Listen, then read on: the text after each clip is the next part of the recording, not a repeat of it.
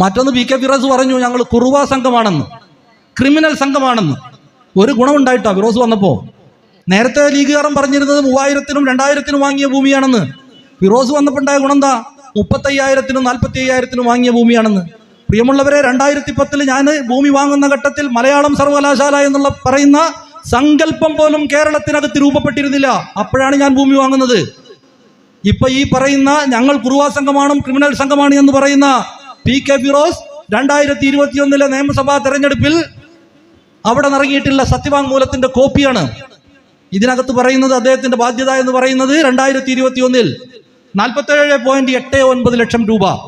2021 47.89 ലക്ഷം രൂപയുള്ള ഒരു പൊതുപ്രവർത്തകൻ 3-4 വർഷക്കാലം കൊണ്ട് കോടിക്കണക്കിന് രൂപ വിദേശ രാജ്യങ്ങളിലും സ്വദേശത്തുമായിട്ട് ഇൻവെസ്റ്റ് ചെയ്തിട്ടുണ്ടെങ്കിൽ ഇദ്ദേഹത്തിന്റെ രാഷ്ട്രീയ സദാചാരത്തെ സംബന്ധിച്ച് ഏറ്റവും ചുരുങ്ങിയത് പരിശോധിക്കുന്നതിന് വേണ്ടി മുസ്ലിം ലീഗുകാരെങ്കിലും തയ്യാറാകണമെന്നാണ്.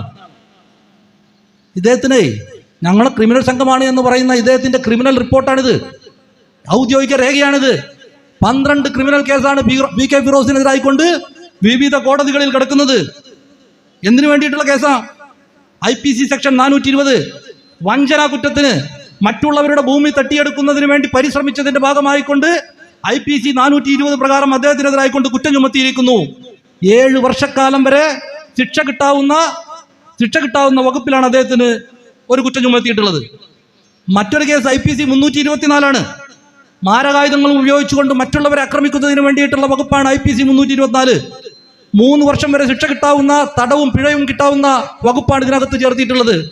ഈ രൂപത്തിൽ രാഷ്ട്രീയ രംഗങ്ങളെ ആകമാനം തന്നെ ക്രിമിനൽ വൽക്കരിക്കുന്ന ഇദ്ദേഹമാണ് ഞങ്ങൾക്ക് തടവറയൊരുക്കുന്നുണ്ട് എന്ന് പറയുന്നത്.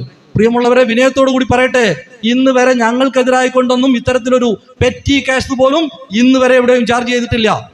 രാഷ്ട്രീയത്തിന്റെ പേരിലുള്ള കേസുകൾ ഉണ്ടായിരിക്കും. പി കെ ഫിറോസിനെതിരായി പറഞ്ഞിട്ടുള്ള കേസ് സ്വാതന്ത്ര്യ സമരത്തിൽ പങ്കെടുത്തതിനല്ല, യൂത്ത് ലീഗിന്റെ പ്രവർത്തനത്തിന് പോയതിനല്ല, മറിച്ച് ആളുകളെ പറ്റിച്ചതിന്റെ പേരിലുള്ള അത്തരം ആളുകളാണ് വാസവദത്തയെ പോലെ ഇവിടെ വന്നുകൊണ്ട് വലിയ സദാചാരം പ്രസംഗിച്ചു പോകുന്നത്.